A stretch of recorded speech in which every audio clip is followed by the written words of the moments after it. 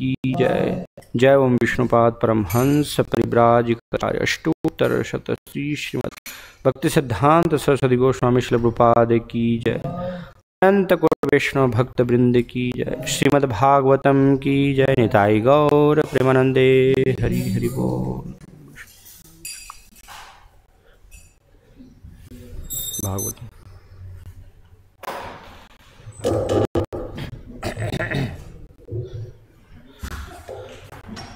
ओम नमो भगवते वासुदेवाय।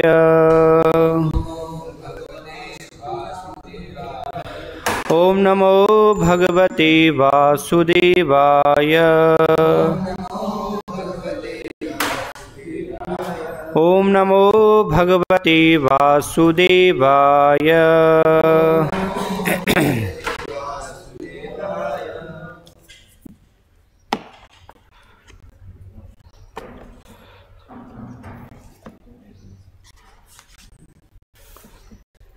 श्रीमद् भागवतम स्कंद 4 अध्याय 24 शिवजी द्वारा की गई स्तुति का गान। श्लोक संख्या 14। पित्रा आदिष्टः प्रजा सर्गे तपसे अर्णवम् आविशन् 10 वर्ष सहस्राणि तपसा आर्चन तपः पतिं पित्रा दृष्टा प्रजा सर्गे तपसेर्नवमाविशन् 10 वर्ष सहस्राणि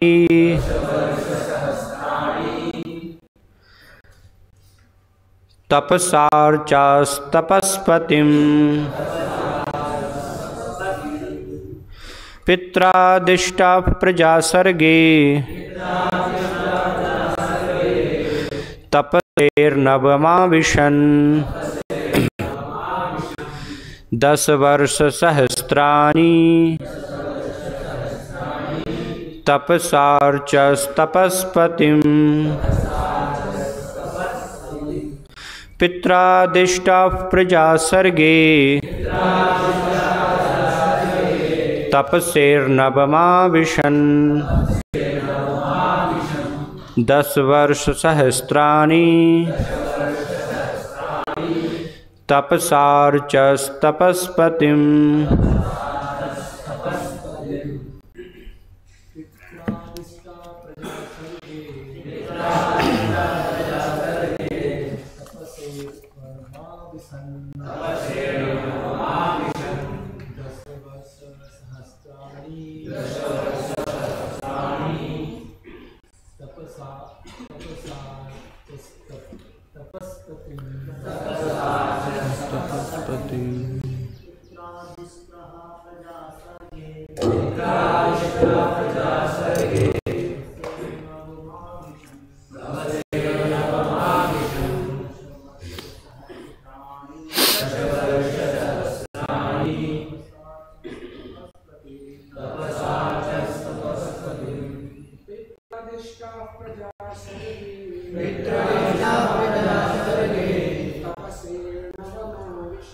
तपसेर्नवमाविशन्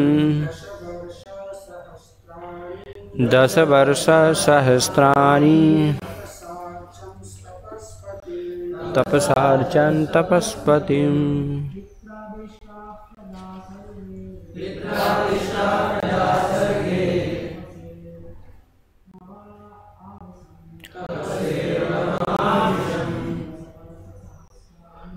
10 वर्ष सहस्राणि तपसार्चस्तपस्पतिं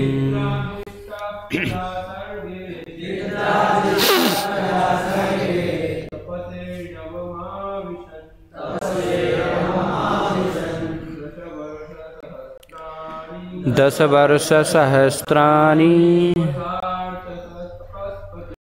तपसार्चस्तपस्पतिं पित्रादिष्टा प्रजा सर्गे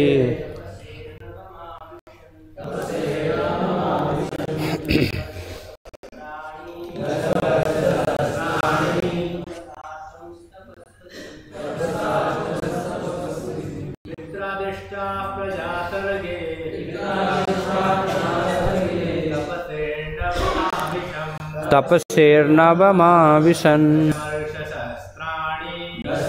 सहस्राणि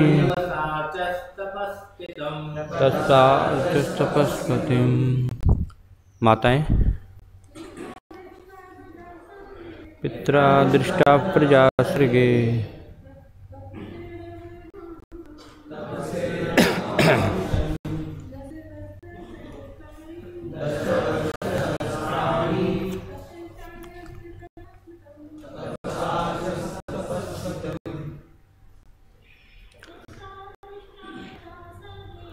पित्रा दृष्टा प्रजा सर्गे तपसे अर्णवमाविशन्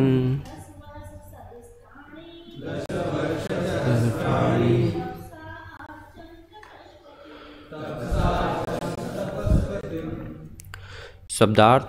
पित्रा पिता द्वारा, आदिष्टः आदेश पाकर, प्रजा सर्गे संतान उत्पन्न करने के विषय में,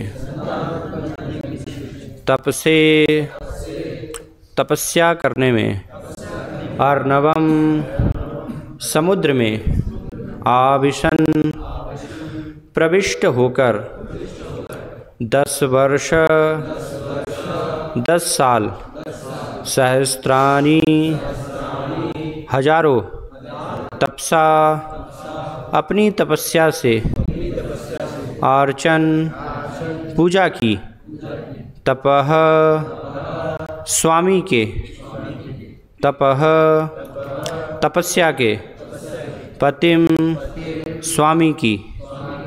अनुवाद तथा तात्पर्य श्री श्रीमद्भय चरणारविंद भक्ति वेदांत स्वामी श्री प्रभुपाद के द्वारा।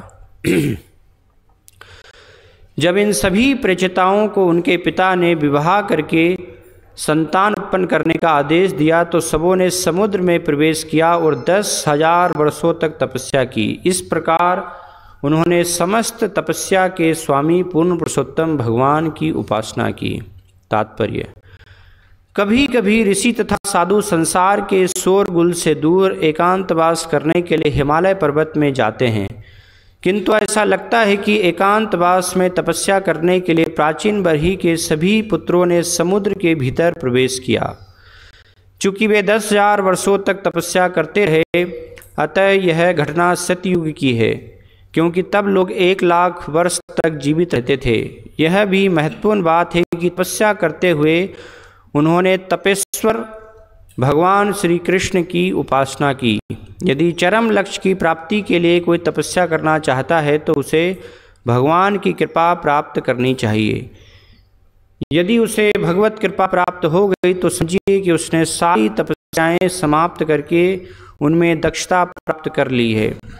दूसरी ओर यदि उसे भक्ति की पूर्ण अवस्था प्राप्त नहीं हो पाती तो उसकी सारी तपस्याएं व्यर्थ है, क्योंकि तपस्या करने से प्राप्त होने वाले सर्वोच्च फल को परमेश्वर के बगैर कोई ग्रहण नहीं कर सकता, जैसा कि भगवद गीता 5:29 में कहा गया है। भगवान श्री कृष्ण समस्त तपस्याओं तथा यज्ञों के स्वामी हैं। भोक्तारम यज्ञ तपसाम सर्वलोक महेश्वरम। इस प्रकार तपस्या का वांछित फल भगवान श्री कृष्ण से ही प्राप्त हो सकता है। श्रीमद् भागवत 3:33-7 में कहा गया है, अहो वत्स्वपचतो गरियान यज्जिभाग्रे वर्तते नाम तुभ्यम तेपुस्तपस्ते जुहुवुषश्नुरार्या ब्रह्मान चूर्णाम गृणन्ति येते। भले ही कोई चांडाल कुल में अर्थात मानव समाज का सबसे निचले वर्ग में क्यों न जन्म हो, यदि वह भगवान के नाम का जप करता है तो वह धन्य है, क्योंकि यह समझा जाता है कि ऐसे जप से भक्त यह सिद्ध कर देता है कि पिछले जन्म में उसने सभी प्रकार की तपस्याएं की थी। भगवान चैतन्य की कृपा से जो कोई महामंत्र हरे कृष्ण कृष्ण कृष्ण हरे हरे हरे राम हरे हरे का जप करता है, वह उस परम सिद्धि को प्राप्त करता है जिसे पहले के लोग समुद्र में प्रवेश करके 10,000 वर्षों तक तपस्या करके प्राप्त करते थे। इस युग में हरे कृष्ण मंत्र जप करने का लाभ नहीं उठाता तो जो इस युग की पतित आत्माओं के लिए सबसे बड़ी छूट है, तो यह समझना चाहिए कि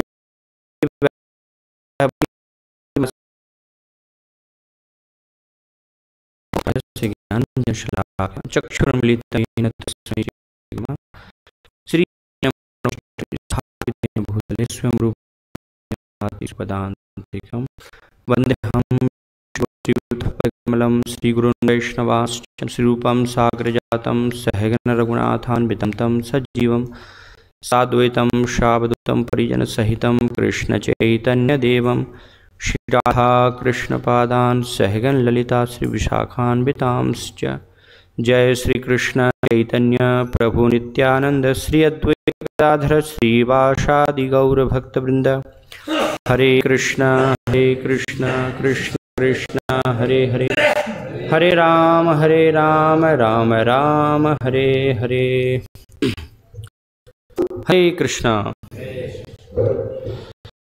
तो बहुत सुंदर यहाँ पर राजा प्राचीन बहिषत और उनके पुत्र प्रेचता गणों का वर्णन यहाँ हो रहा है। उनके माध्यम से अपने तात्पर्यों में बहुत ही महत्वपूर्ण पूरे मानव समाज के लिए शिक्षाएं कर रहे हैं, क्योंकि जो प्राचीन बहिषत है वो आधुनिक युग में जो भी भौतिकतावादी हैं या इंद्रिय भोग में लिप्त हैं, तो उनका एक प्रकार से प्राचीन बहिषत प्रतिनिधित्व करते हैं।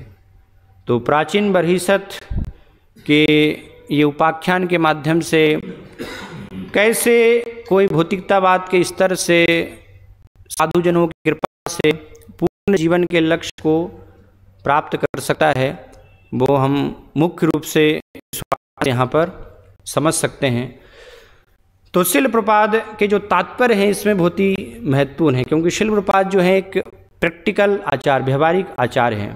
बहुत सारे साधुजन हैं, हम देखते हैं प्रेम की चर्चा करते हैं, प्रेम तत्व के बारे में बोलते हैं, लेकिन शिल प्रपाद ने आधुनिक युग की जो वास्तविक समस्या थी कि कैसे लोग इंद्रिय भोग से ग्रसित हैं, उसके द्वारा पीड़ित हैं, तो कैसे निचले स्तर से उनको उठाया जाए, तो ये प्रपात को वास्तविक चिंता थी। इसलिए उन्होंने जो भी हम तात्पर्य में देखते हैं जो वर्णन दिया है, तो वो सबके लिए व्यवहारिक है। ऐसा नहीं कि केवल ठीक है बस प्रेम की चर्चा हो रही है, लेकिन लोग उस स्तर तक नहीं पहुंच पा रहे हैं। बहुत सारे ऐसी चर्चाएं होती हैं, लेकिन व्यवहारिक रूप से कैसे प्रारंभिक स्तर से उनको ऊपर उस स्तर तक लेकर के आना है, उसके बारे में कोई जानकारी नहीं है।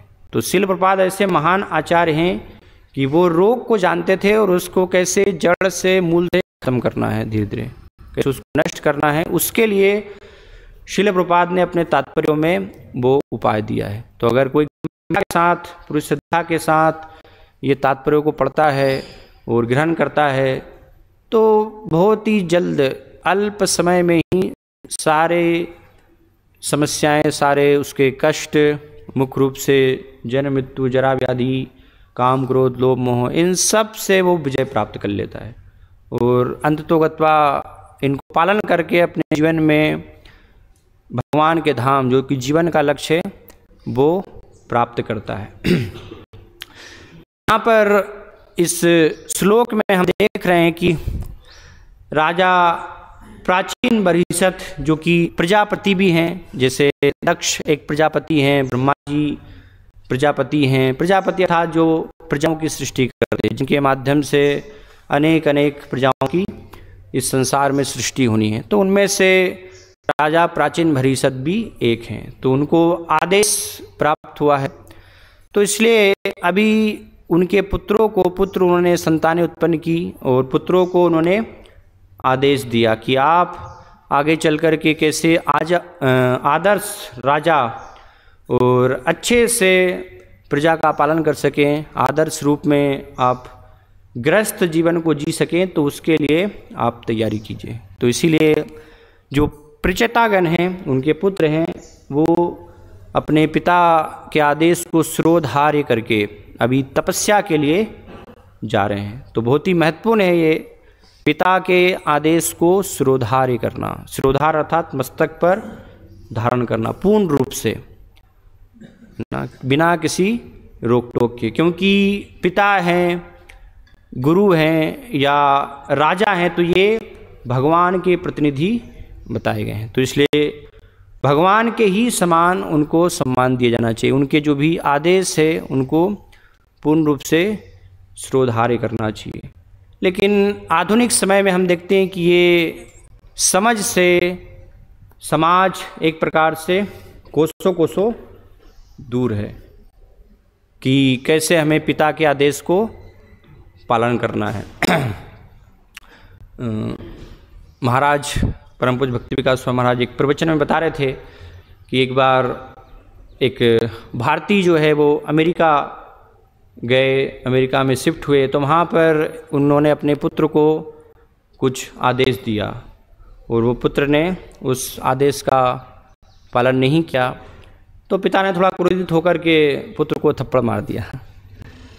तो ये बात उसने अपने मित्रों को बताई जो भी उसके स्कूल के थे, तो उन्होंने बताया कि ये तो बहुत गलत हुआ है, तो मैं केस करना चाहिए। उसने केस कर दिया और पुलिस आई और 6 महीने की जेल हो गई पिता को। तो ये आधुनिक समाज की प्रबात बताते हैं ये स्थिति है कि कोई भी किसी के आदेश को मानना नहीं चाहते हैं, सब अपनी इच्छा के अनुसार कार्य करना चाहते हैं। हर व्यक्ति चाहता है कि हमें कोई भी जो है आदेश नहीं मिले, जैसा हम करना चाहते हैं वैसा हम कर पाएँ। और ये देखते भी हम समाज में आज की स्थिति इस प्रकार से है कि माता पिता भी अगर उनको कुछ बोलते हैं, कुछ आदेश देते हैं, तो वो जो है सुनते नहीं हैं, मानते नहीं हैं, अपनी मन की इच्छा से कार्य करना चाहते हैं। इसलिए पूरा समाज जो है बहुत ही अधोगति की तरफ जा रहा है। हालांकि उनके कल्याण के लिए यह है कि अगर पिता के आदेशों को वो माने किस प्रकार के, जो कि जैसे पिता है, गुरु है, वो सब क्या है, भगवान के प्रतिनिधि हैं, उनको भगवान के प्रतिनिधि कहा गया। तो अगर भगवान के प्रतिनिधि स्वरूप उसका वो पालन करके अगर आदेश दे रहे हैं, क्या आदेश दे रहे हैं, जिससे कि अत्वगत्वा जो भी उनके अनुयायी हैं, जो भी उनके अनुगत हैं, वो अंततोगत्वा जीवन का परम लक्ष्य प्राप्त कर सके। तो ऐसे आदेश जो है उनके द्वारा, जो भी वरिष्ठ जन हैं उनके द्वारा दिए जाने चाहिए। अगर वो नहीं दिए जाते हैं तो फिर बताया गया है भागवतम में कि उन्हें पिता, गुरु ये सब बनने का अधिकार नहीं है। तो प्रचेतागण जो है बहुत ही आज्ञाकारी थे, पुत्र थे। क्यों? तो उन्होंने अपने पिता के आदेश को पालन किया और तपस्या करने के लिए वो वन में गए। तो ये बहुत ही महत्वपूर्ण है कि गृहस्थ जीवन में जाने से पहले, प्रवेश करने से पहले तपस्या करनी चाहिए, भगवान को प्रसन्न करना चाहिए। बिना तपस्या के अगर कोई गृहस्थ जीवन में प्रवेश कर जाएगा, आधुनिक समाज में तो ये पूरा लोगों की समझ से परे है कि हमें गृहस्थ जीवन में जाना है तो उसके लिए तपस्या करने की क्या आवश्यकता है। ठीक है, कोई लड़की देख के विवाह करना है, बस उसके बाद संतान उत्पन्न हो जाएगी, तो तपस्या की। लेकिन उससे जो संतानें होंगी बिना तपस्या के, वो कैसे संतानें होंगी? भेड़ बकरियों की जैसे संतानें होंगी जो कि आधुनिक समाज में हम देखते हैं, जिनके अंदर सारे निकृष्ट गुण जो कि कलयुग के गुण हैं, वो सब जो है रावण और दुर्योधन के प्रतिनिधि हैं। सारे जो ऐसी संतानें हो रही हैं तो वो सब क्या, उनके अंदर रावण और दुर्योधन के हम गुण देख सकते हैं, जो कि पिता के आदेश को मानना तो दूर की बात है, अगर आदेश दे दिया तो फिर पिता को भी जेल हो जाएगी, है ना। जैसे दुर्योधन है, रावण है, उनके हितैषी थे, कितने सारे आदेश दिए, रावण को समझाया विभीषण जी ने और सब ने जो है आदेश, लेकिन नहीं, उन्होंने किसी का भी, दुर्योधन ऐसे ही विदुर जी का एक भी आदेश दुर्योधन ने नहीं माना। जो उसके लिए क्या अच्छा था वो इस प्रकार से मानता था। तो ऐसे आज के समाज में जो इस प्रकार के प्रतिनिधि हैं वो भी क्या हैं, उन्हीं के जैसे हैं कि कोई भी अच्छी सलाह को वो धारण नहीं करते हैं। क्यों धारण नहीं करते? क्योंकि तपस्या के द्वारा उनका जन्म नहीं हुआ है।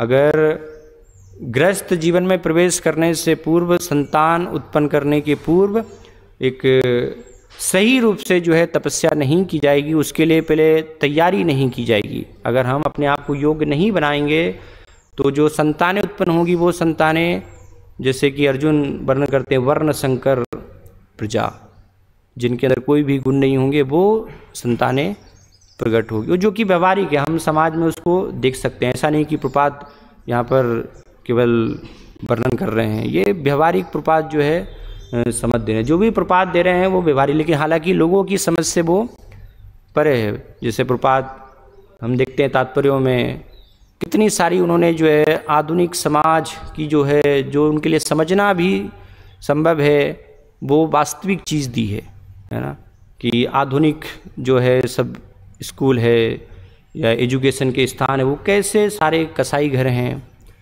तो आधुनिक समझ में लोगों को इसको बताया जाएगा तो उनके लिए समझना भी कठिन है। प्रपात ने बताया कि स्त्रियों के लिए जॉब करना, या पूर्व के तात्पर्यों में हम देखते हैं कम उम्र में एक स्त्री का विवाह होना। तो ये सब चीज़ें आधुनिक समाज के लिए पूरे तरह से उनके लिए समझना कठिन है। आधुनिक समाज की बात छोड़ें, भक्तों के लिए समझना कठिन है।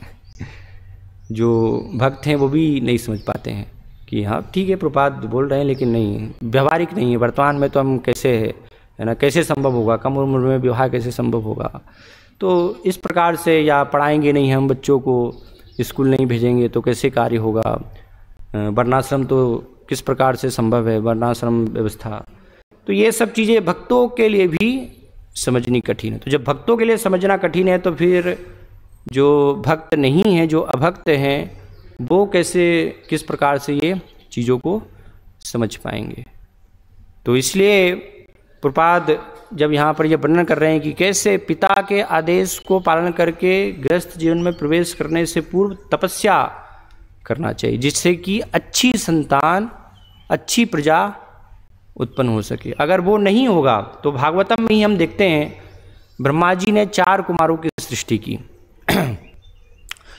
और 4 कुमारों को आदेश दिया कि आप जो है प्रजा की उत्पत्ति कीजिए, लेकिन चारों कुमार उन्होंने निवृत्ति का मार्ग स्वीकार किया, प्रवृत्ति मार्ग में वो नहीं लगे। तो ब्रह्मा जी को क्रोध आ गया और उनके क्रोध से रुद्र प्रकट हुए। तो रुद्र वो चिल्ला रहे थे प्रकट होकर के, क्या करना है, क्या मेरा उद्देश्य है। तो ब्रह्मा जी ने बताया कि आप जो है प्रजा की सृष्टि कीजिए। रुद्र जब प्रजा की सृष्टि करने लगे तो उनके ही समान भयानक जो है जीव उत्पन्न होने लगे जिन्होंने सारे संसार में तहलका मचा दिया। ब्रह्मा जी ये देख करके वो हैरान हो गए कि ये तो मुझे ही नष्ट कर देंगे। तो ब्रह्मा जी फिर गए शिव जी के पास, उनको बोला कि आप जो है प्रजा की सृष्टि बंद कीजिए, ऐसी संतान अगर आप उत्पन्न करेंगे, प्रकट करेंगे तो ये संसार कैसे चलेगा। तो इसलिए आप क्या कीजिए, तपस्या कीजिए। तो ब्रह्मा जी बताते हैं, तप सेव परम ज्योतिर भगवंतम अधोक्षजम सर्वभूत गुहावासम अंजसा बिंदते पुमान, कि तपस्या से ही सारा परम लाभ प्राप्त किया जा सकता है। जो भगवान अधोक्षज हैं उनको प्राप्त किया जा सकता है, जो कि सर्वभूत गुहाशया, सभी जीवों के हृदय में रहने वाले हैं, और साथ में ही अंजसा बिंदते परम, सभी के इंद्रियों से परे हैं। एक साथ उनके हृदय में भी रहते हैं, साथ उनकी इंद्रियों से परे भी हैं। तो उसके लिए आप जो है तपस्या कीजिए। तो इसलिए हम देखते हैं शिव जी हमेशा जो है तपस्या में, ध्यान में वो आदेश को प्राप्त करके मग्न रहते। ठीक है, हाँ तपस्या मेरे लिए अच्छा है। तो इस प्रकार से हम देखते हैं भागवतम के ही उदाहरण से किया जाए, तपस्या के द्वारा, तपस्या के बिना अगर सृष्टि की जाएगी संतानों की या प्रजा की, तो वो संतानें जो है वो समाज का किसी भी प्रकार से कल्याण नहीं कर पाएंगी।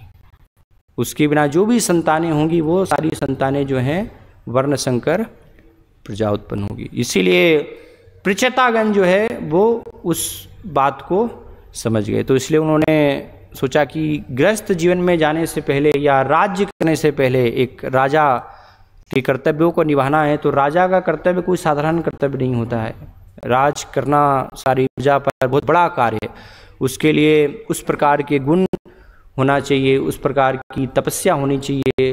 तो ये सब जो है प्रचेतागण चाहते थे कि हम ये सारे गुणों को पहले अर्जित करें, उसके बाद फिर गृहस्थ जीवन आगे प्रजा की सृष्टि अच्छे से हम कर पाएंगे, समाज का नेतृत्व अच्छे से कर पाएंगे। तो इसलिए उन्होंने 10,000 वर्षों तक तपस्या करने के लिए समुद्र में प्रवेश किया। प्रभुपाद तात्पर्य में लिख रहे हैं कि वैदिक संस्कृति में हिमालय में तपस्या करने के लिए लोग जाते थे क्योंकि उस समय आयु अधिक थी, तो एकांत स्थान।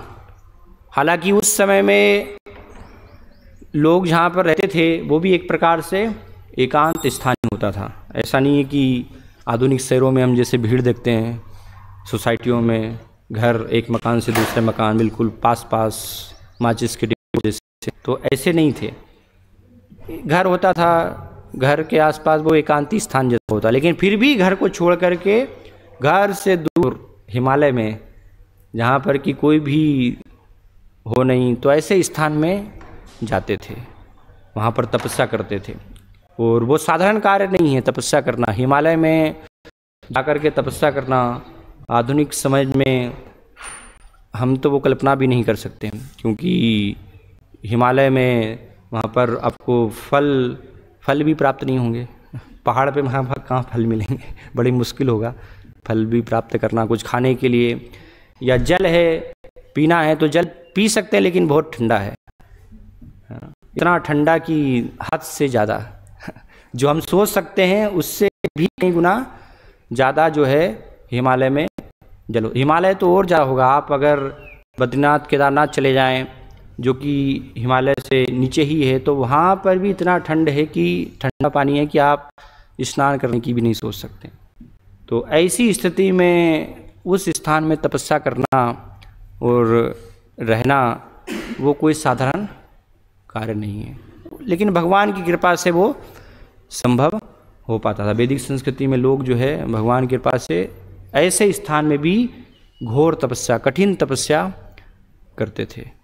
तो इसलिए प्रचेतागण जो है उन्होंने हिमालय को भी नहीं चुना, उन्होंने तो समुद्र के अंदर प्रवेश किया। समुद्र यहाँ पर वर्णन हो रहा है, समुद्र अर्थात प्रचेतागण जब गए पूर्व की दिशा में तो उन्होंने एक समुद्र जैसी एक झील देखी। तो उस झील में बहुत ही जो कि सुंदर थी, आकर्षक थी, तो उस झील में तपस्या करने के लिए प्रवेश किया।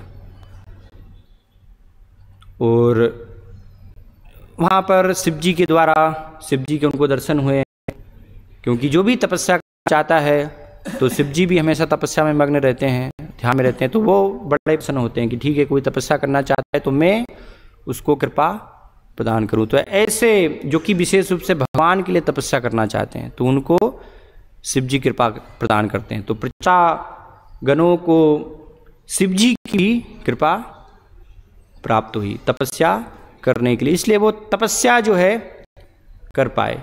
तो श्रील प्रभुपाद तात्पर्य में वर्णन कर रहे हैं यहाँ पर कि वर्तमान समय के लिए हालांकि इतनी कठिन तपस्या की आवश्यकता नहीं है, क्योंकि ये तपस्या का जो लक्षण है या गुण है ये सतयुग के समय की घटना है। यहाँ पर जो है सतयुग में लोग करते थे। तो वर्तमान में यहाँ पर एक श्लोक प्रभुपाद जो है कोट कर रहे हैं कि कलयुग के लिए कोई भी तपस्या, इस प्रकार की जो कठिन तपस्या है वो तपस्या आवश्यक नहीं है। भागवतम में बताया गया है, अहो सुपचितो गरियान यज्जिभाग्रे वर्तते नाम तुभ्यम, कि जिसने भी जो है भगवान का नाम जो ग्रहण कर रहा है, हरि नाम जो ले रहा है, तो सारी उसने क्या कर ली है, तपस्याएं कर ली है। तेपुस तपस्ते जुहुबु सस्नुरार्या, सारी तपस्याएं कर ली हैं, यज्ञ कर लिया है, और सस्नुर आर्या, सारी नदियों में स्नान कर लिया है। तो ये सारा संपन्न हो गया। इसी प्रकार से हम देखते हैं कल के प्रवचन में भी प्रभुपाद एक श्लोक में वर्णन कर रहे थे यहाँ पर कि व्यास देव जी को नारद जी बता रहे हैं, इदम हि पुंसस तपसः श्रुतस्य वा सुष्टस्य श्रुतस्य च बुद्धि दत्तयो अभिच्यतो अर्थ कभी भी निरूपितो यदुत्तम श्लोक गुणानुवर्णम, कि जो भी तपस्या का द्वारा जो प्राप्त होने वाला लाभ है, अर्थ है ना, इदम ही पुंसस तपसः श्रुतस्य वा, तपस्या के द्वारा जो भी हम प्राप्त कर सकते हैं, या श्रुतस्य, श्रुतस्य अर्थात वेदों के अध्ययन के द्वारा, स्वष्टस्य यज्ञ के द्वारा, या सुक्तस्य आध्यात्मिक ज्ञान के द्वारा, बुद्धि दत्तयो बुद्धि के द्वारा, या दान के द्वारा जो कुछ भी प्राप्त किया जा सकता है, या उसका जो परम अर्थ है वो भगवान जो अच्युत हैं, यदुत्तम श्लोक गुणानुवर्णन, उनके गुणानुवर्णन में जाकर के समाप्त होता है। तो अगर ये स्थिति किसी ने प्राप्त कर ली है कि ऑलरेडी वो भगवान के गुणानुवर्णन में लगा हुआ है, तो ऐसा माना जाएगा कि उसने ये सारी चीज़ें पूर्ण कर ली है। भागवतम में अन्यत्र बताया गया, आराधितो यदि हरिस्तपसा ततः किम, ना आराधितो यदि हरिस्तस्ता ततः किम, कि अगर भगवान की आराधना की जा रही है तो फिर तपस्या की क्या आवश्यकता है, और भगवान की अगर आराधना नहीं की जा रही है तो फिर तपस्या भी आप कर रहे हैं हिमालय में जाकर के कठिन, तो ऐसी तपस्या का कोई अर्थ नहीं है, उसका कोई भी प्रयोजन नहीं है। अंतर बहिर यदि हरिस्तस्ता ततः किम, कि कोई अगर अंदर बाहर हर जगह भगवान का दर्शन कर रहा है, भगवान को देख रहा है, तो उसको कोई भी तपस्या की आवश्यकता नहीं है। और कोई अगर नान्तर यदि हरिस्तपसा तक, अंदर बाहर अगर भगवान का दर्शन नहीं कर रहा है, तो फिर वो तपस्या करने से भी क्या लाभ है। तो इस प्रकार से हम देख सकते हैं कि कैसे कलयुग में जो परम लाभ, जो कि सतयुग में तपस्या करके प्राप्त किया जाता था 10,000 वर्षों तक, शिल्पपाल लिख रहे हैं कि जो प्रेतागण ने 10 वर्ष सहस्त्राणी 10,000 वर्षों तक कठिन समुद्र के अंदर प्रवेश करके जल में तपस्या करके जो परम लाभ प्राप्त किया, भगवान का दर्शन, भगवान की भक्ति, तो वो भक्ति केवल हरे कृष्ण महामंत्र से, जिसने जो अपनी जीभा पर भगवान का नाम ले रहा है ना, नियमित रूप से हरे कृष्ण मंत्र जप कर रहा है, तो उसने ये सारी चीज़ों को पहले ही संपन्न कर लिया है। तो इसका अर्थ क्या है, इससे क्या हम समझ सकते हैं कि भक्ति में ठीक है केवल हमें हरे कृष्ण मंत्र करना है, कोई तपस्या नहीं करनी है। साधारणतः हम देखते हैं कि अधिकतर भक्त जो है इस प्रकार से इसको समझ लेते हैं कि हाँ कलयुग में तपस्या करने की कोई ज़रूरत नहीं है, चैतन्य महाप्रभु बड़े कृपालु हैं, दयालु हैं, पतित पावन हैं, तो इसलिए उन्होंने हरे कृष्ण महामंत्र दिया है हमें। इसलिए केवल चलते फिरते उठते बैठते खाइते सुईते यथा तथा नाम लय, देश काल नियम नहीं सर्व सिद्धि होए। तो हर अवस्था में केवल क्या करना है, बस भगवान का नाम जपना है। गाड़ी चला रहे हैं, नाम जप माला करो, गाड़ी चलाते हुए भी कोई कार्य कर रहे हैं, कुकिंग कर रहे हैं, हाँ उसमें बस माला करो। हर कार्य करते हुए हमें कार से हमारा जप हम पूरा हो जाएगा और कुछ करने की आवश्यकता, ही परम सिद्धि प्राप्त हो जाएगी। तो ये इसका वास्तविक अर्थ नहीं है। यहाँ पर जो वर्णन किया जा रहा है श्लोक हमते हैं, अहो वचित सुपचितो ज्ञान की, एक चांडाल के कुल में उत्पन्न भी अगर जो है नाम ग्रहण दिए थे, भगवान का नाम ग्रहण कर रहा है, तो उसको कोई तपस्या कोई यज्ञ कोई नदियों में स्नान करने की आवश्यकता नहीं है। लेकिन तरह के लिए देखते हैं कठिन हिमालय में जाकर के ठंडे जल में ऑलरेडी ठंडा है, उसमें आप ले तक आधुनिक समय में बहुत सारे जमीन तो गले तक हैं, यहाँ पर जो है तो नहीं, तो जल के अंदर ही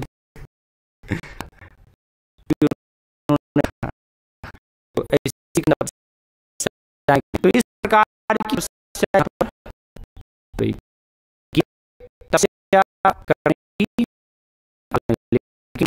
लिए हर भी जो है के लिए वो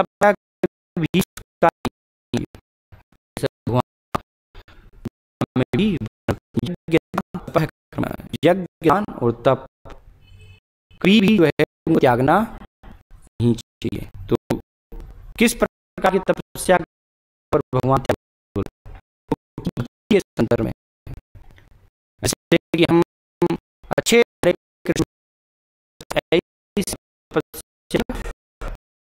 इसलिए भगवान भगवद गीता के 17वें अध्याय में भी वहाँ पर 3 प्रकार की तपस्या वर्णन करते हैं। शरीर, मन और वाणी के स्तर पर देव, गुरु, भाग्य,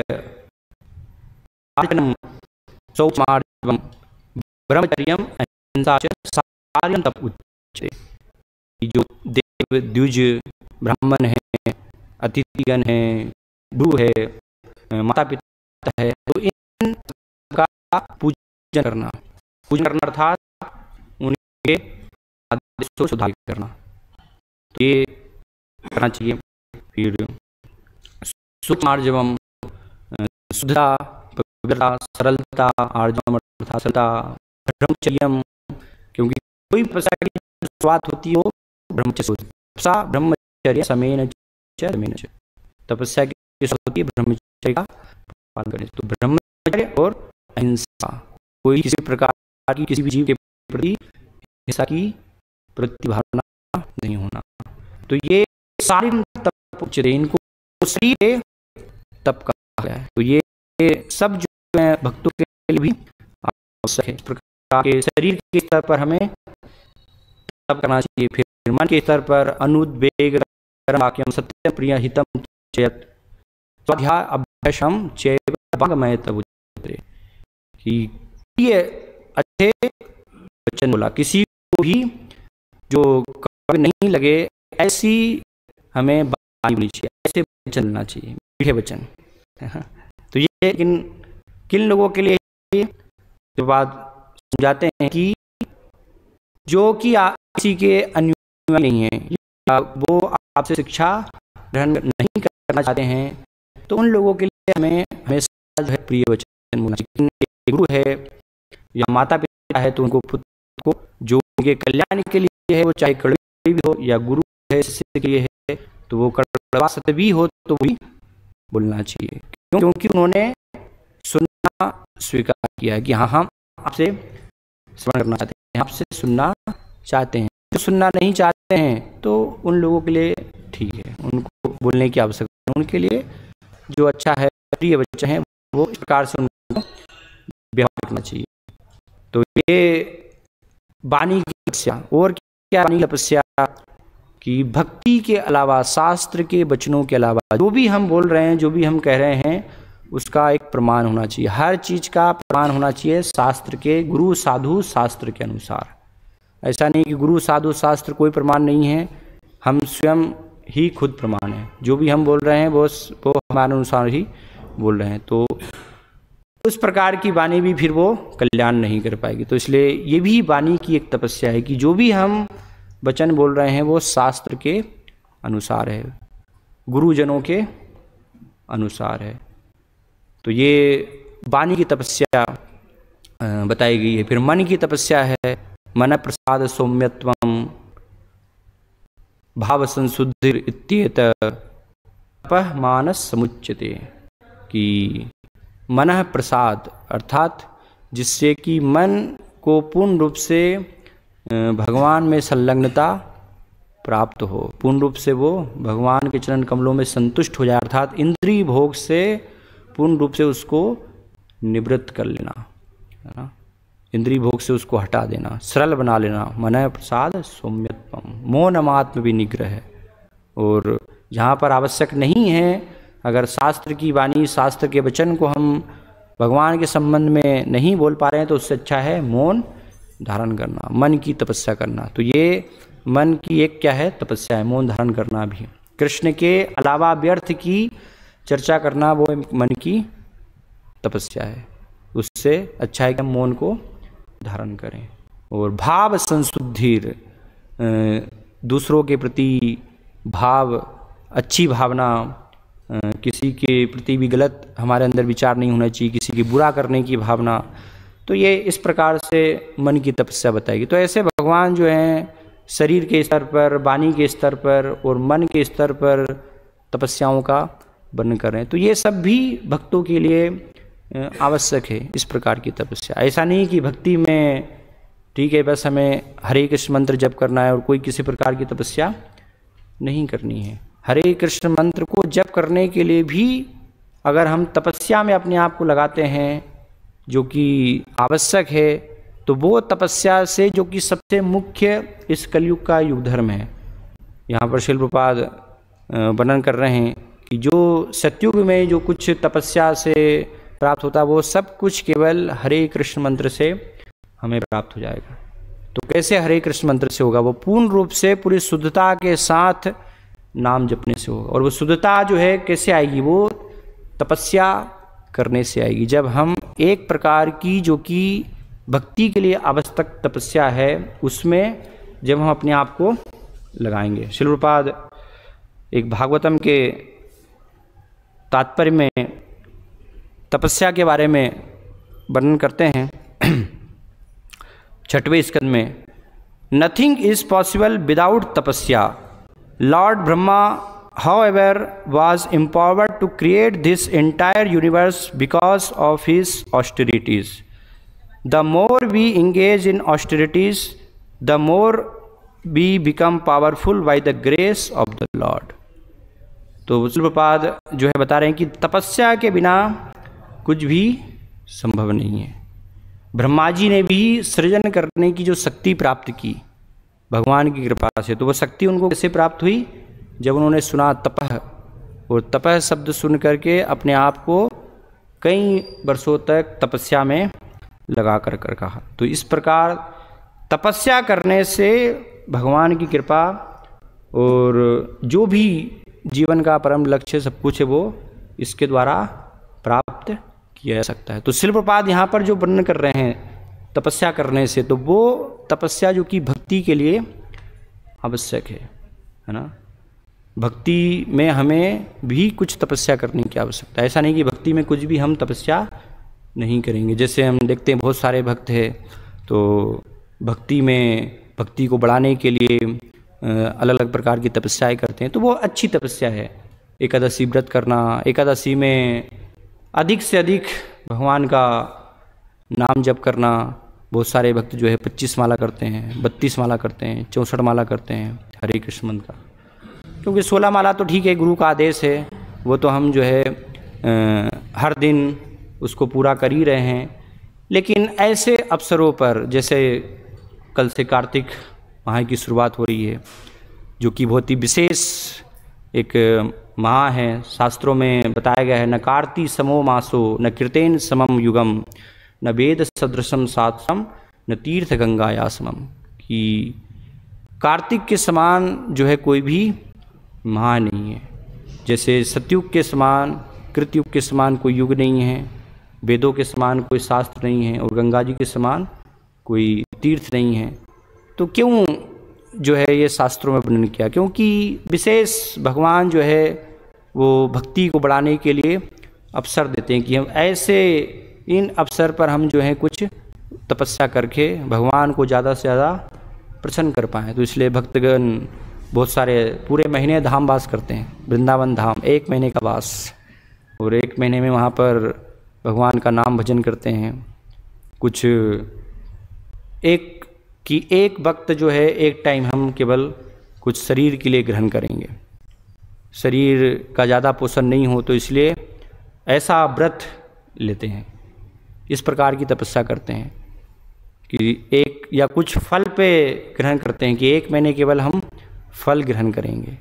तो क्यों इस प्रकार की ये व्रत है या जो भी, जिससे कि हम जो है अपने आप को जो कलयुग का युग धर्म है हरे कृष्ण महामंत्र उसको जप करने में संलग्न कर पाएँ, ज़्यादा से ज़्यादा पूरे तल्लीनता के साथ भगवान का नाम जप अच्छे से कर पाएँ। ये भी आवश्यक है ना। समय समय पे इस प्रकार से ऐसी अगर हम तपस्या करते तो उससे हरे कृष्ण महामंत्र के प्रति रुचि हमारी एक प्रकार की विकसित होगी। हरे कृष्ण महामंत्र को हम अच्छे से जप करने के लिए इस प्रकार की तपस्या करने से योग्य बनेंगे। तो इस प्रकार के भी उपाय जो है भक्तों के संग में होना चाहिए, है ना। जैसे हम बुक डिस्ट्रीब्यूशन मैराथन करते हैं, कभी कभी बहुत सारे मंदिरों में रीडिंग मैराथन होता है, तो ऐसे जपा मैराथन भी होना चाहिए या मैराथन नहीं तो ठीक है, जपा सप्ताह कि सब भक्त जो है 16 माला के साथ और भी ज़्यादा जो है हरे कृष्ण मंत्र को जप कर रहे हैं। क्योंकि हो सकता है कि कुछ भक्त जो है ठीक है, जिनको रुचि है वो तो उनको कोई सहयोग की आवश्यकता नहीं, अपने आप भी करेंगे, लेकिन अधिकतर जो है भक्तों की इस प्रकार से स्थिति नहीं होती है। तो एक अगर वातावरण इस प्रकार से एक संग जो है मिलता है तो वो करने के लिए प्रेरित होते हैं, उनको जो है प्रेरणा मिलती है कि हाँ ठीक है, हमें अच्छे से कैसे ज़्यादा से ज़्यादा हरे कृष्ण मंत्र को जप करना है। तो ऐसे हम बोलेंगे ठीक है, आप जो है अभी माह चालू हो रहा, आप जो है जप कीजिएगा, 25 माला कीजिएगा, 30 माला। कोई प्रयास करता है? नहीं, कोई प्रयास नहीं करता ठीक है, 16 माला हमें कैसे भी किसी प्रकार से कंप्लीट हमारी करनी है। तो इस प्रकार से हरे कृष्ण मंत्र को कैसे अच्छे से हम जप कर पाएँ, जो कि युग धर्म है कलयुग का, तो उसके लिए जो भी इस प्रकार की तपस्याएं हैं या इस प्रकार के व्रत हैं, तो वो भक्तों के लिए सहायक होते हैं भक्ति में। तो वो हमें तपस्या अवश्य करनी चाहिए। ऐसी तपस्या करने से वास्तव में हम भगवान को ज़्यादा से ज़्यादा प्रसन्न कर पाएंगे। इंद्रियों पर संयम, मन पर संयम, इंद्रिय भोग से अपने आप को पूर्ण रूप से निकालना, तो ये सब में जो है सहायता मिलेगी। वो चाहे ब्रह्मचारी हो, चाहे गृहस्थ हो, हर एक के लिए ऐसे ऐसे समय अवसरों पर कुछ ना कुछ। और ये स्वाभाविक रूप से प्रभुपाद बताते हैं कि तपस्या की भगवत में ही देते हैं। तपस्या जो है वो वाई फोर्स नहीं है कि ठीक है कल से बस हाँ आपके लिए तपस्या है, एक आपको ग्रहण करना है। ये स्वाभाविक भगवान जो है शास्त्रों में इस प्रकार से वर्णन कर रहे हैं कि अगर हम ऐसे विशेष अवसरों का लाभ लेते हैं तो वो स्वाभाविक रूप से हमें अपने आप को संलग्न करना चाहिए कि मैं स्वाभाविक जो है भगवान के लिए कुछ इस प्रकार से मैं तपस्याएं करूं, जिससे कि मेरी रुचि हरे कृष्ण महामंत्र के प्रति बड़े जागृत हो। तो ऐसी तपस्या करने में कोई भी हानि, उस तपस्या का हमें किसी भी स्थिति में त्याग नहीं करना चाहिए। जो भक्ति के लिए सहयोग नहीं है, जो कि कठिन है, उग्र तपस्या है, वो आवश्यक नहीं। वो अगर हम करेंगे भी तो भी क्या है, व्यर्थ है। उस प्रकार अगर कोई सोचे ठीक है मुझे बहुत कठिन तपस्या से भगवान को प्रसन्न किया था, मैं भी ऐसी घोर तपस्या करूंगा, तो नहीं, वो आधुनिक वर्तमान युग के लिए, वर्तमान युग के लिए मुख्य जो विधि है वो हरे कृष्ण मंत्र है। तो हमारा पूरा ध्यान, हमारा फोकस उस पर होना चाहिए। लेकिन कैसे अच्छे से हरे कृष्ण मंत्र हम जप कर पाएँ, उसके लिए जो भी आवश्यक है, जितनी तपस्या है, तो उतना अगर हम करेंगे तो हरे कृष्ण मंत्र को अच्छे से जप करने के लिए हमें सहायता मिलेगी।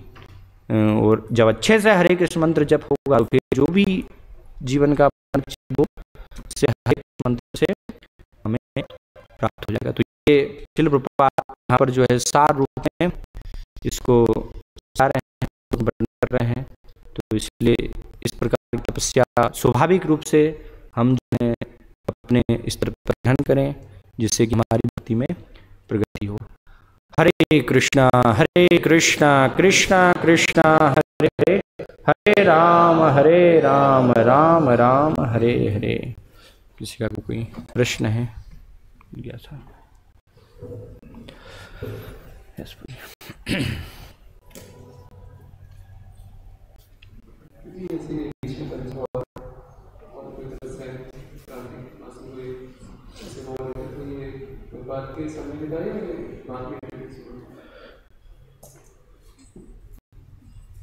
प्रपाद के समय में था, मुझे उतना ध्यान नहीं है इसके बारे में, लेकिन शास्त्र का आदेश है इस प्रकार से।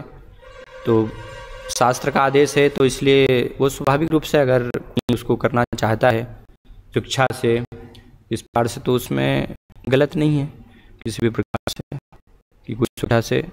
लेकिन प्रभुपाद ने जो भी तपस्या हम करना चाहते हैं, प्रभुपाद बार बार जो है अपने तात्पर्यों में इस पर मुख्य रूप से उनका फोकस था कि बहुत सारे जो है लोग जैसे सब कुछ छोड़ करके उसको एक बहाना लेकर के केवल नाम भजन में हाँ ठीक है हम लग गए, तो वो एक अलग दिशा हो जाती है।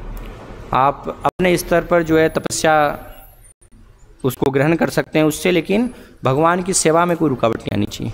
जो भी आपकी सेवा है वो सेवा आपकी अच्छे से चल रही है और आप वो तपस्या को भी साथ में और अधिक कर रहे हैं, तो उसमें फिर किसी प्रकार से कोई समस्या नहीं है, किसी को भी नुकसान नहीं है। लेकिन आप कोई सोचे कि मैं तपस्या कर रहा हूँ, मैं केवल फल ले रहा हूँ, तो इसलिए ठीक है मैं तो कोई सेवा नहीं कर पाऊँगा, मैं कमज़ोर हूँ बड़ा, मैं केवल फल ग्रहण कर रहा हूँ, अभी मैंने भीष्म पंचक का व्रत रखा हुआ है, तो इसलिए केवल हरे के स्मरण जप होगा और बस दूसरा कुछ हो नहीं पाएगी प्रभु जी सेवा, तो फिर वो गलत है। वो तपस्या फिर सही समझ के साथ वो उस प्रकार की तपस्या, वो व्रत हमारे नहीं हो रहे हैं। तो ये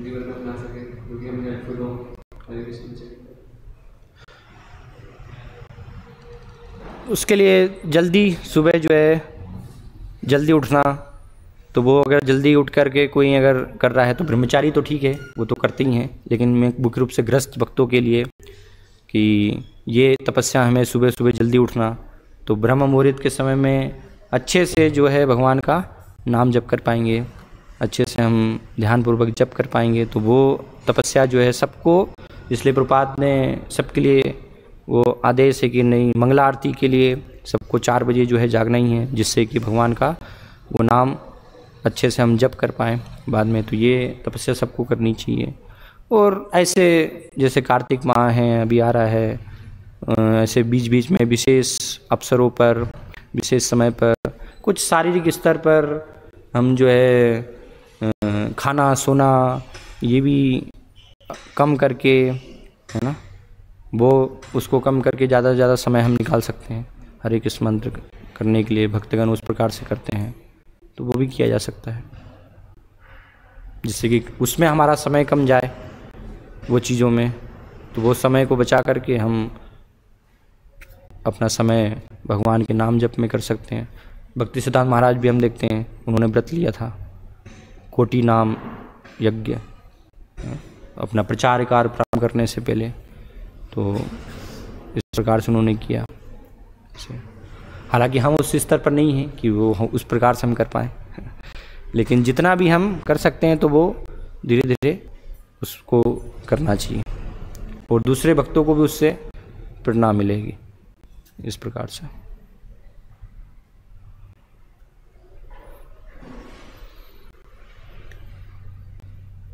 ठीक है, ओके। श्रीमद् भागवतम की जय, श्रील प्रभुपाद की जय।